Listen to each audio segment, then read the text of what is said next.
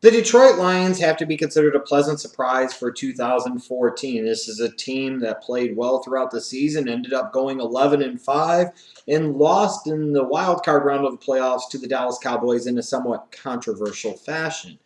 So this is a team that had a big turnaround from 2013 to 2014 under first-year coach Jim Caldwell. This is a team with key pieces in place like Matthew Stafford and Calvin Johnson. Their big free agent signing from last year, Golden Tate in the fold. You look at them and you say this is a team that should feel good about their future, should feel good about their chances for 2015. Well, the problem is that you look at the Detroit Lions, and because of the pieces that they lost, and one piece in particular that they lost on their defense, for a defense that was top flight and elite in 2014, there are major questions about a team that won 11 games in 2014 heading into this upcoming season. And that's not surprising. And that is to be expected. Now, when you look at the Detroit Lions and their draft history in recent years, they've done okay by themselves. They've had some big misses, like pretty much I think their entire 2011 class, even including first-round pick Nick Fairley, was pretty much one big miss. You go back to 2010, and while they hit with the second overall pick, their second first-round pick that they traded back up into the round to get Javid Best, we forget about him. Yeah, we forget about Javid Best. He was a pretty big miss due to injury problems. You look at a former second-round pick by Ryan Broyles, is a guy that never really panned out, never really gave them much of anything. And again, you talk about a team that's devoted several mid-round picks, even early picks to guys like Ryan Broyles and Titus Young, and they really haven't panned out all that well. It led them to have to spend money on a guy like Golden Tate. You look at it, too, they've had some big hits like Ndamukong Suh, even though he's no longer in the fold. Obviously, he was a huge raging success for them. You look back at 2013, a pretty weak draft class, but not so bad for the Detroit Lions. First-round pick Ezekiel Ansah lived up to his top 5 status in that draft, in my opinion. You look at third-round pick Larry Warford. I still think he was a big steal for that organization and will prove to be for years to come. They still have some questions, too. 2012 first-round pick Riley Reef has taken over at left tackle, but there's still some questions about his skill level and whether or not he's a long-term answer at that position. You look at a former second-round pick like Darius Slay.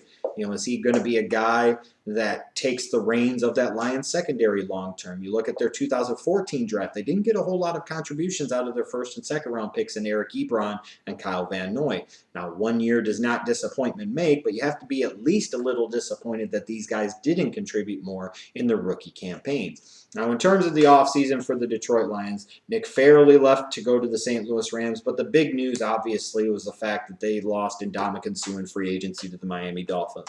This was something you could envision. This is something you could potentially anticipate. As a Bears fan, I say thank you, good riddance, because now the Bears don't have to face Suh twice a year. But this is a big loss. I mean, a really big loss. You're talking about an elite defense in 2014 that loses the guy that makes everything go on that defense, that loses a guy that makes so many other people on all 3 levels of that defense better because of his presence, because of his abilities, because of his impact, because of his ability to change the game, to be that cornerstone, the guy that commands so much attention.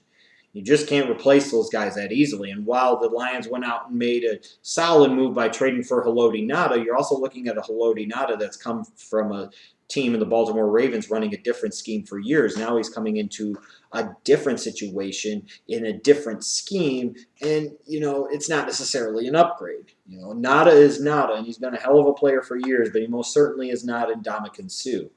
And, the Lions had a big loss there. They didn't lose a lot else, but the loss that they had was really, really bad. So heading into 2015's NFL draft, most people will probably, understandably so, say that defensive tackle is going to be the biggest need for the Detroit Lions, a position they need to address early and a position they probably need to address multiple times. And I'll agree with the assertion and the notion that they need to address that position early, and they need to address that position multiple times. However, I don't know if that necessarily has to come in round number 1. There are other needs for this Detroit Lions team. I think on the defensive side of the ball, you look at corner. They might like some of their young corners. I particularly do not. And with losing a guy like Suh, it's going to be more important for those corners to play at a higher level. This is a position that they might need to address early in the draft to help compensate for the loss of Ndamukong Suh. And then you also look on the offensive side of the ball. This is a Detroit Lions team with guys like Matthew Stafford, guys like Calvin Johnson and Golden Tate that at times did struggle to score the ball, did struggle to produce points.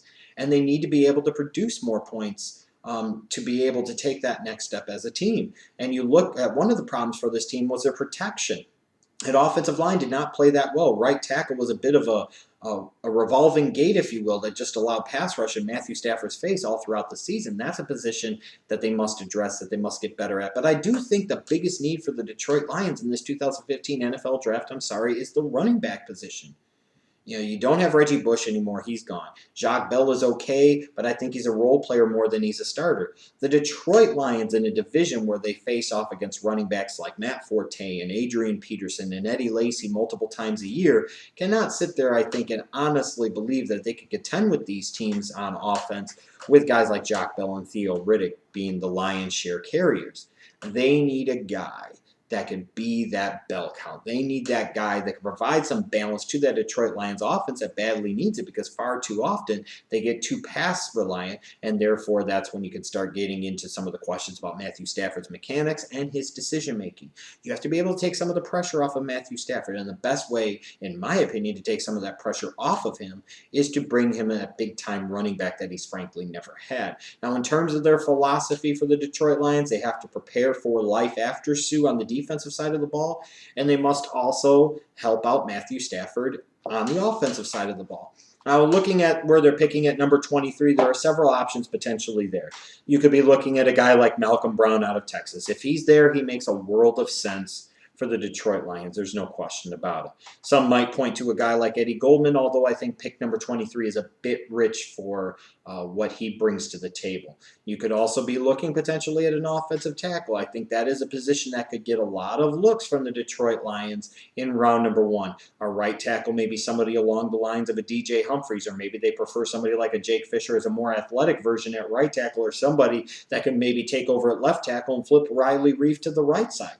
That is a possibility. I think it's a very distinct possibility for the Detroit Lions. But in terms of the other possibilities, I think Melvin Gordon is a big possibility for the Detroit Lions at 23. If he's there, the Detroit Lions need to seriously consider taking him. Now, I don't necessarily know that I would advocate them having to move up to get him, because the good thing about this draft is they don't get somebody like a Melvin Gordon. This is a draft that is deep and talented at the running back position, so they may be able to find options later. But they must find that option somewhere, some point in time. And at pick number 23, there is a very good chance that they could be finding that option that could be that bell cow back for the next several years of Matthew Stafford and the Detroit Lions offense.